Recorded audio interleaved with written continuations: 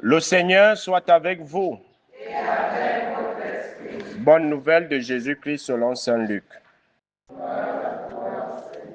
Luc au chapitre 15, les versets 1 à 3, puis 11 à 32. En ce temps-là, les publicains et les pécheurs venaient tous à Jésus pour l'écouter. Les pharisiens et les scribes récriminaient contre lui. Cet homme fait bon accueil aux pécheurs et il mange avec eux. Alors Jésus leur dit cette parabole. Un homme avait 2 fils. Le plus jeune dit à son père, « Père, donne-moi la part de fortune qui me revient. » Et le père leur partagea ses biens.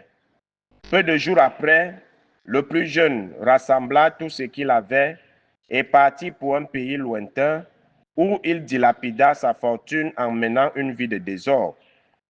Il avait tout dépensé quand une grande famine survint dans ce pays et il commença à se trouver dans le besoin.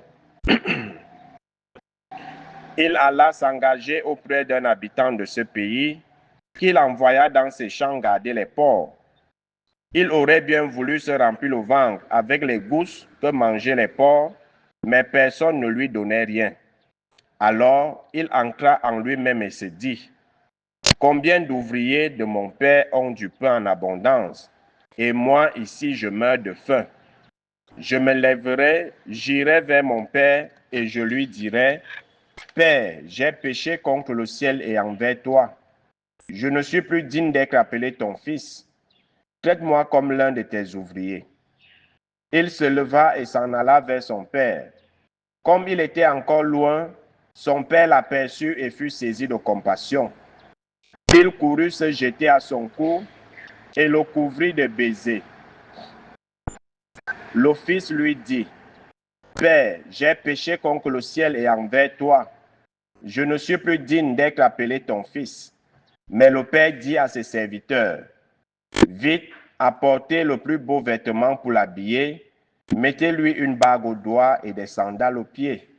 Allez chercher le veau gras, tuez-le, mangeons et festoyons, car mon fils que voilà était mort et il est revenu à la vie. Il était perdu et il est retrouvé. » Et il commençait à festoyer.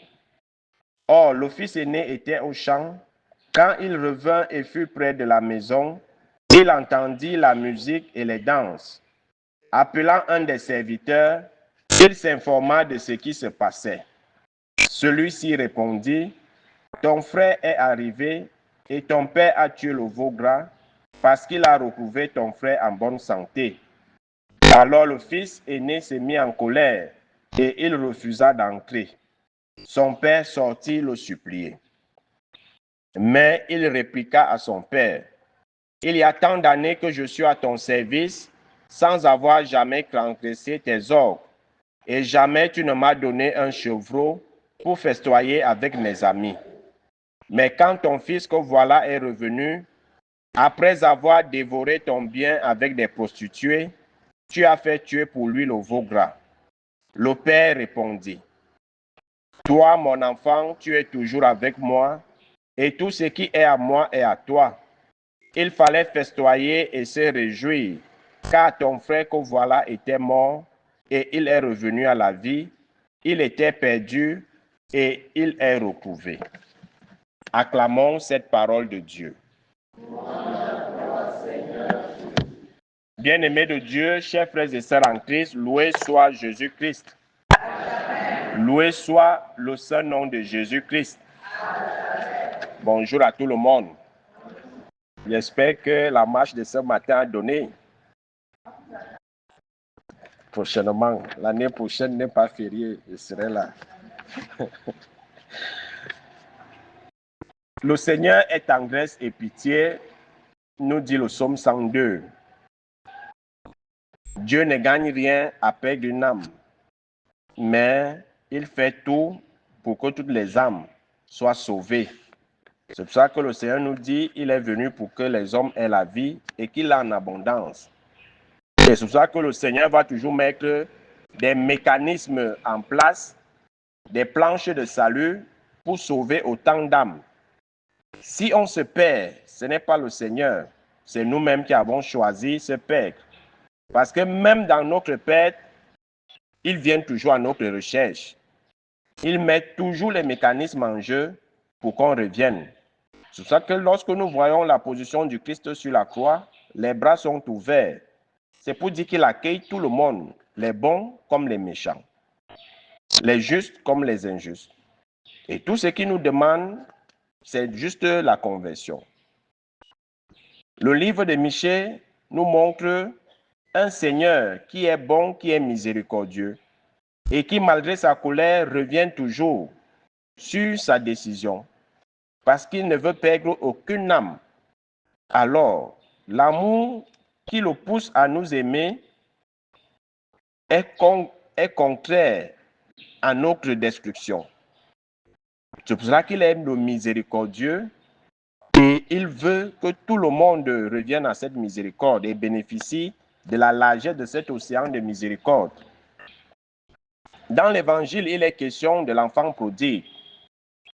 Déjà, quand nous voyons le comportement d'un enfant qui réclame déjà son héritage à son père, en principe, il a commis le parricide. Il a déjà tué son père parce que tu ne peux pas réclamer l'héritage.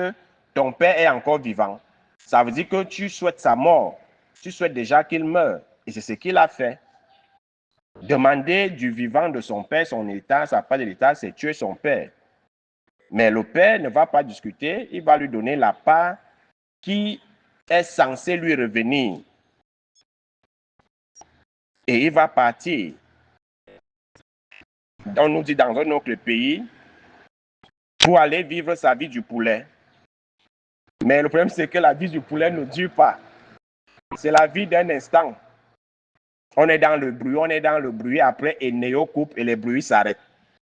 Alors, il a fini de vivre la vie et l'argent est fini.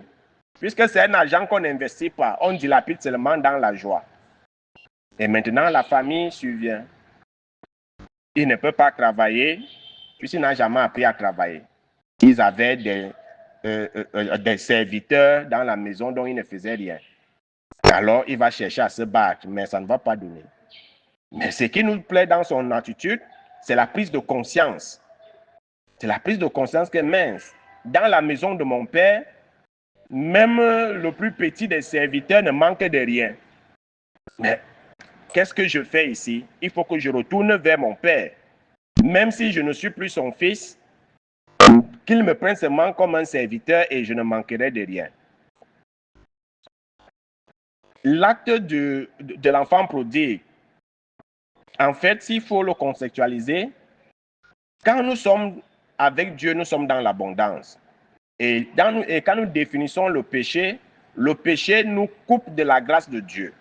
Le péché nous éloigne de Dieu. Et le salaire du péché, c'est la mort. C'est pour ça que nous allons voir le Père ici, il va dire, mon fils que voici, il était mort, il est revenu à la vie. Il était perdu et je l'ai retrouvé. Parce que le péché conduit à la mort, et la mort de l'âme surtout. Quand on a un état de péché, on ne peut plus recevoir les grâces ou les bénédictions de Dieu. C'est pour ça que s'étant écarté de l'abondance, il n'y a plus rien. Si tu prends ton téléphone, tu es là où il y a la couverture du réseau, tu es là où il y a l'antenne. Tu as la connexion, tu as le réseau. Mais dès que tu t'éloignes de l'antenne réseau, tu ne reçois plus rien, il n'y a plus de barre. Plus d'appels, plus de messages, plus de OM ou de Momo. Ça veut dire que tu es coupé de toute connexion. C'est ce qui s'est passé avec l'enfant prodigue. Mais c'est sa prise de conscience qui nous interpelle ici. Et lorsqu'il revient, il trouve son père qui l'attend. Toujours les bras ouverts. Ça veut dire que Dieu a mal lorsqu'on s'écarte du chemin qu'il nous a montré. Dieu a mal lorsqu'on se révolte. Dieu a mal lorsqu'on fait des mauvais choix, mais il reste toujours là à nous attendre. Et à travers ce texte, on peut aussi comprendre la parabole des 99 brebis que le Seigneur laisse pour aller à la recherche de l'unique brebis qui s'est égarée, qui s'est écartée du troupeau. Alors, le Seigneur nous invite toujours à prendre conscience que ici, je ne suis plus sur le droit chemin. Il va nous pardonner. Il n'a même pas laissé que le Fils finisse son discours. Il a dit habillez-le. C'est ça la restauration. Tu as péché, le Seigneur t'a absous de ton péché, il t'a habillé d'un habit nouveau et somptueux. Redonnez-lui l'alliance. Parce que justement, lorsque on se sépare de Dieu, on brise l'alliance qu'il a eu à faire avec nous. Le Seigneur a fait tellement d'alliances avec nous, n'est-ce pas? Et lorsqu'on s'écarte de ses voies, on brise cette alliance. Mais comme lui, il est fidèle, il reste toujours fidèle à cette alliance. Et c'est pour ça que lorsque le Fils revient, il demande qu'on lui mette une bague au doigt. Le renouvellement de l'alliance. Pour dire que toi, tu n'as pas été fidèle à cette alliance, moi, je suis resté fidèle. Voici, je te réintroduis dans cette alliance. Alors, la fête va commencer, puisqu'il y a plus de joie au ciel lorsqu'un pécheur se convertit que lorsque nous sommes en face de 99 justes. C'est pour ça qu'il y a cette fête. On va peut-être condamner l'attitude du grand frère et autres. Il a ses raisons que la raison ignore. Mais le Père va également le ramener à cette raison. Il faut plutôt se réjouir du retour sur le droit chemin de ton frère que de se réjouir de son égarement. C'est pour ça que dans l'entame du texte de l'Évangile, on voit deux groupes, les publicains et les pécheurs, les pharisiens et les scribes. Pour les pharisiens et les scribes, les pécheurs doivent être condamnés. Ils n'ont même pas droit à la bonté, droit à la miséricorde. Alors ils s'indignent du fait que Jésus fait bon accueil aux pécheurs. Et pour eux, c'est inadmissible. Puisque le fait de côtoyer un pécheur, toi-même tu es un pécheur ou alors tu deviens pécheur. Mais Jésus va démontrer par là que Dieu est le Père de tout le monde. Et il accueille tous ses enfants. Donc, n'ayons pas toujours le doigt qui condamne ou qui accuse l'autre. Tout le monde a droit au rachat. Et nous devons œuvrer au rachat des âmes. Et non pas la condamnation des âmes. Personne n'est parfait. Personne. Et souvenons-nous toujours de l'épisode de la femme adultère, où Jésus va dire que celui qui n'a jamais péché lapide cette femme. Tout le monde était parti. Donc, il ne faut jamais se croire plus saint que les autres. Il ne faut jamais se croire plus saint. Les saints vivent au ciel. Tant qu'on est sur terre, on est pécheur, nous sommes en pèlerinage. Et dans ce pèlerinage, on va tomber, on va se relever. Tout ce que le Seigneur nous demande, c'est la prise de conscience. J'ai péché, je reviens demander pardon. C'est simple. Et le Seigneur va t'accueillir. Et voici le temps de carême, c'est le temps où nous devons laver nos âmes par le sacrement de pénitence qui est la confession. Mais on ne va pas voir, depuis là, je ne vois pas les gens se confesser. Peut-être qu'ils attendent la veille de Pâques. Peut-être qu'ils attendent la veille de Pâques. Il y en a ceux qui se confessent une fois l'an.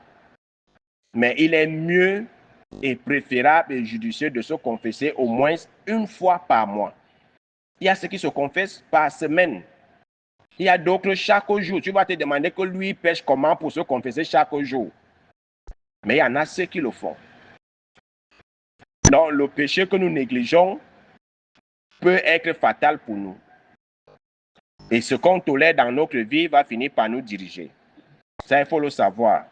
Alors, comme l'enfant prodigue, prenons conscience de nos péchés, prenons conscience du mal que nous faisons et du mal dans lequel nous vivons et revenons vers le Seigneur qui a toujours les bras ouverts pour nous accueillir. Et il va nous renouveler dans son alliance, il va nous rétablir et il va nous habiller d'un habit nouveau afin qu'on soit justifié dans sa miséricorde infinie. Que la Vierge Marie intercède pour nous afin que chacun de nous prenne conscience de ses erreurs, de ses péchés et qu'il revienne demander pardon au Seigneur et que Sainte Perpétue et Félicité intercède également pour nous. Loué soit Jésus-Christ.